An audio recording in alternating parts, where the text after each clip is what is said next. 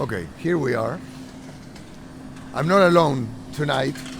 San Mames is almost saying goodbye, no lights. But we have a shining light here. Mr. Sid Lowe, you know him, you know. Hello. This guy is an amazing friend. I was waiting for Not the so word. good An journalist. amazing, I was going to say, an amazing what? Deary me. Okay, what do you make of tonight's game? Because it's a game that we've seen so many times, right?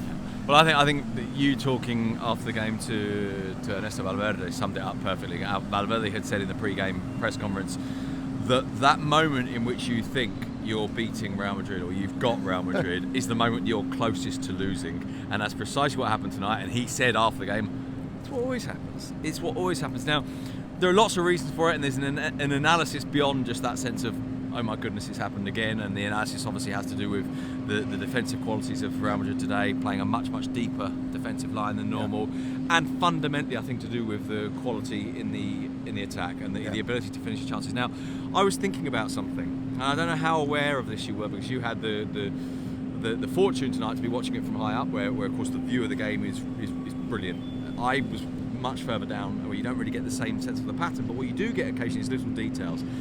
And the thing that struck me is the two chances that were missed in the second half by the Williams brothers, Iñaki and Nico. Yeah. On both of them, shall we strip football down to the most simple thing of all?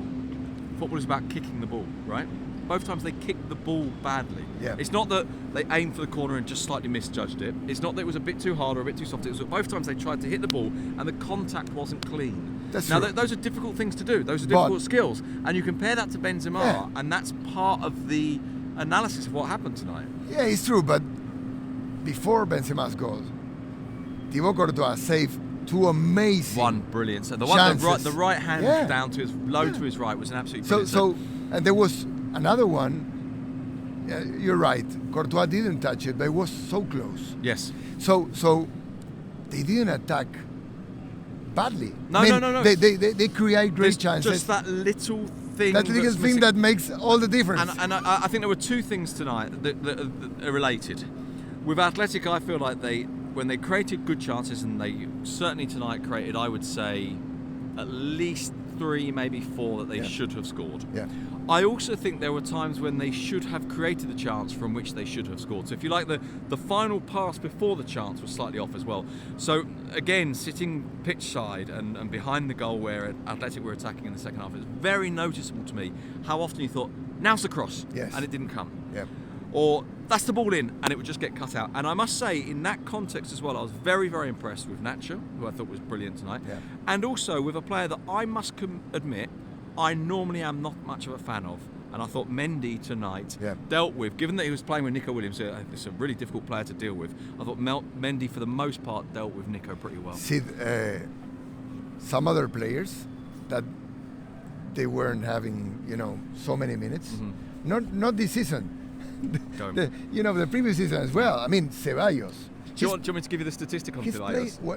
So last season, Ceballos played 268 minutes in the entire season, having previously played more than 2,000 minutes in his 2 seasons at Arsenal. Right, so this is a guy, and we know he's talented, but he wasn't getting the opportunities. Ancelotti said tonight, and I think he's right, of course, that he didn't use the word rotation. But he did say, I can't play the same 11 all the time, which, by the way, is different to what he was saying last year, when he did play the same 11 all the time. Well, but you know what? I think something has changed in Ancelotti's perspective or way of thinking. I mean, from the first Ancelotti, the one that won the 10th Champions League, to this one, right now we're talking about a guy that is more sensitive to the surroundings, to the entourage, sensitive to what the press says. He's more open to change than in the past. I think he's always been adaptable. But I think that idea of the rotation, I think, is something that he's taken on. The other thing is, we need to look at this rotation now in the ultra short term. This isn't about Ancelotti's plan for the season. This is about right now. No, it's the only way out. You've played Villarreal, Barcelona, Athletic. You've got Atletico midweek, and then you've got Real Sociedad. That's your last 6 games. And the World Cup. And you've just gone for the World Cup. The funny thing is, at the World Cup, he made that comment, and he said, I can't remember if it was just before the World Cup or just after the World Cup, he said, I've asked Toni Kroos, I've said to him, you have to sustain me in January. because you're the only one that didn't go. And yet, funny enough, Toni Kroos has been one of the players that he's felt the need to rotate. The other thing I would say in all of this is, I don't know about you, but I think there's another slight difference and another reason for changing this midfield. And I think for the first time in a very long time, Ancelotti isn't 100% sure that his best midfield is the obvious midfield. You're right. I think he has doubts about Modric. I think he has doubts about Kroos. I think about this Modric and this Kroos. Of course. The moment they're in. I don't mean in general, because of course, in general, how could you ever have doubts about Modric? And Kroos comes on today and scores a brilliant goal. But I think he's actually looked at this now, and I think he's not so sure that this is his best midfield. You know what I remember? Do you remember when Cristiano Ronaldo with Zidane start to not to open and be in a starting lineup every single game, and he understood that the coach, there was a strategy and behind. He was doing it for him as well. He needs Cristiano in February, in March, in April, not now. Well, that season, I don't know how that season went, and that was the season when they won the league and the Champions League. When Real Madrid won 3 Champions Leagues in a row, and we weren't always sure they were the best team in Europe, because there were times when you weren't sure and they'd just get through. But in that second one of the 3, they were the best team. In Spain by a long way, and I think probably in Europe as well. And what happened then was we went for a spell from, I think, late February through to early April, and I think I'd be right in saying, but I'd have to double check the statistics, 9 away games in a row in which he basically put an entire new 11. Every away game was a whole new 11, and that involved Cristiano sitting out. I remember Zidane talking about how he'd basically convinced Cristiano, trust me, this is for you.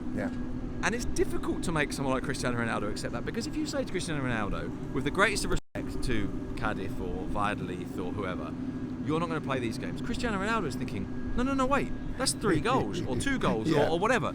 And it's about getting through to them that there is a broader or a bigger story picture, at the end of the story, at the end of the season rather. Okay. It's lovely to have you. It's cold, isn't it, as well? A little bit, but it's great to have you. It's great to have you. Sid Lowe here with us, San Mames. Lovely stadium, huh?